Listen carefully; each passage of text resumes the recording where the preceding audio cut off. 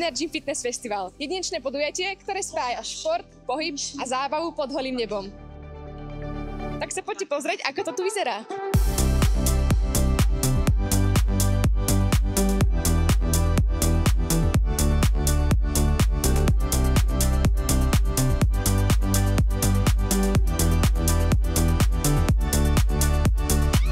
V krásnom prostredí kúpaliska v Nových Zámkoch si môžete zacvičiť s profi trénermi, skúsiť rôzne skupinové lekcie alebo sa zapojiť do bežeckého Open Air Run. 10-krát sumo deadlift high pull, lakte hore.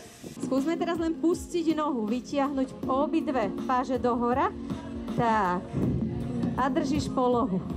OK, leg curl. Step. Ako hodnotíte zatiaľ dnešný deň? Výborne, ešte sa tešíme aj na ostatné tréningy a zatiaľ super. A aké aktivity ste zatiaľ vyskúšali a ktoré máte v pláne ešte vyskúšať? Zatiaľ sme boli na funkčnom, ešte chceme ísť na latino, na spieranie, máme viacero toho ešte v pláne. Postavím lopatky, lakte vystre. Hop, to je on.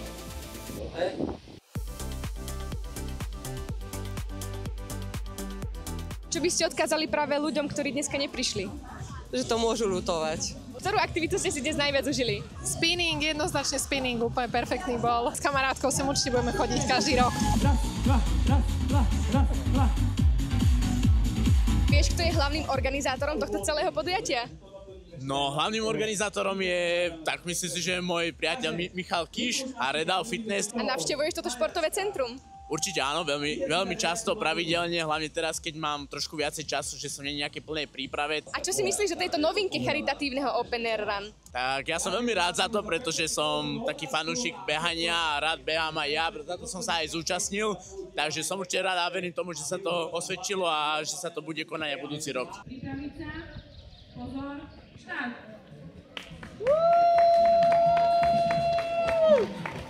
Bežíme prehľadom.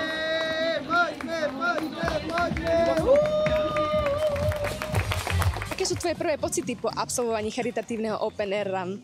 Že bol to pekný beh, pekná trať, a keď väčšina bola skôr po nespomínanej ceste. Behalo sa mi výborne, slniečko svietilo, krátka trasa, takže super. A behávaš pravidelne? Áno, behávam pravidelne už asi 7 rokov. Preteky boli super, náročné. Bol tento beh jediná dnešná aktivita, ktorú si absolvovala, alebo sa chystáš aj na ďalšie? Chystám sa ísť ešte trošku okúpať, možno niečo zacvičiť, takže uvidíme. Bolo to skvelé podujatie a dúfam, že bude aj ďalej pokračovať po iné ročníky.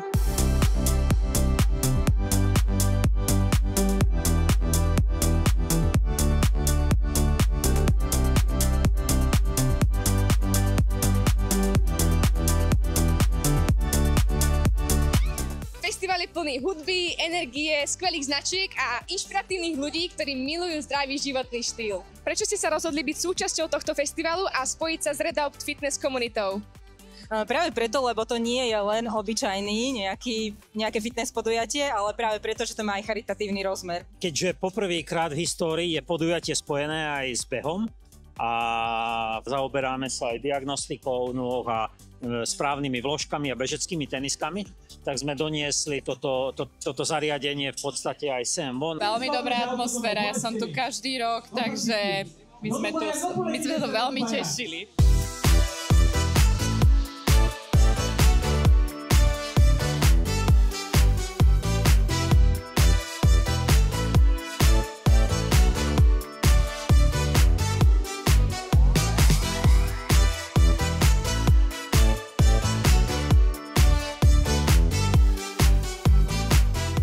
Decathlon je veľmi dôležitý šport a ja som hľadala niečo, čo je na Slovensku veľmi známe a populárne pre fitness komunitu. Ľudia si tu môžu kľudne vyskúšať naše stroje, máme tu bicykel, vesovací trenažér, bežací pás, ochutnávku, jonťačiky, mysli tyčinky a tak ďalej. Ďakujem.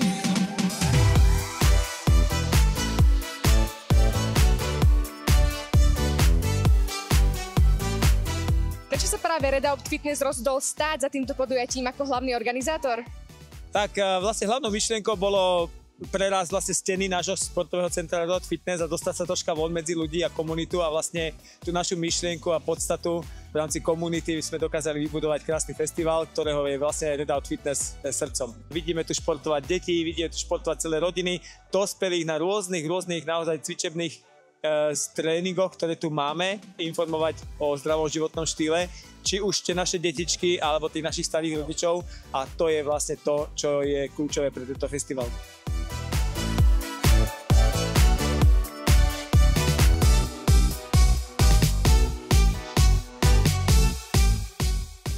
Čo by ste chceli možno odkázať Mišovi a celej Red Out Fitness komunite? Som veľmi rada, že sú ľudia, ktorí sa stále venujú takýmto aktivitám, že každým rokom vyzerá, že to lepšie a verím, že to bude lepšie aj naďalej. A čo pre teba osobne znamená toto podujatie? Tak je to taká srdcovka, keďže to usporiadáva náš čím. Mysleli sme aj na rodiny, nechybajú tu detské zóny, ako napríklad skákacie hrady, rôzna zábava a rôzne programy aj pre tých najmenších.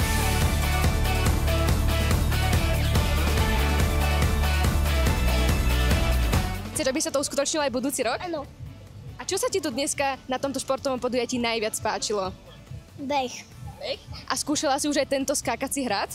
Áno. A ako hodnotíš zatiaľ toto podujatie? Páči sa ti? Áno, veľmi. Sám som športovec a preto viem, že podpora takýchto aktivít má skutočne zmysel. A musím aj z tohto miesta podotknúť, že ako jediný nitriansky samosprávny kraj dnes intenzívne podporuje aj mládežnícky šport. Čo by ste odkázali ľuďom, ktorí dneska prišli na Open Air Gym Fitness Festival? Že im veľmi pekne ďakujem za to, že prišli podporiť aj túto charitatívnu akciu. Sám som aj ja prispel Jakubkovi a som nesmierne rád, že títo ľudia dnes sú tu a takouto formou môžeme všetci prispieť na dobrú vec. Vítate ako primátor mesta Nové Zámky toto športové podujatie, ktoré je prínosné nielen pre obyvateľov mesta Nové Zámky, ale aj pre širokú verejnosť? Určite áno, veď Michal ho už organizuje niekoľko rokov a myslím si, že má to zmysel. A zapadá podľa vás táto akcia do koncepcie rozvoju športových aktivít vo vašom meste? Určite áno, veď nie len tu a toto prostredie je samozrejme fantastické, veď odtiaľ to sa štartuje a ide sa ďalej, ale celá infraštruktúra, ktorá sa momentálne v našom meste rozvíja, či už je to cyklodoprava, či už je to veľký štadión na Cihoti, nasvedčuje tomu, že áno, záleží nám na tom, aby šport tu žil a fungoval a ľudia z neho mali radosť.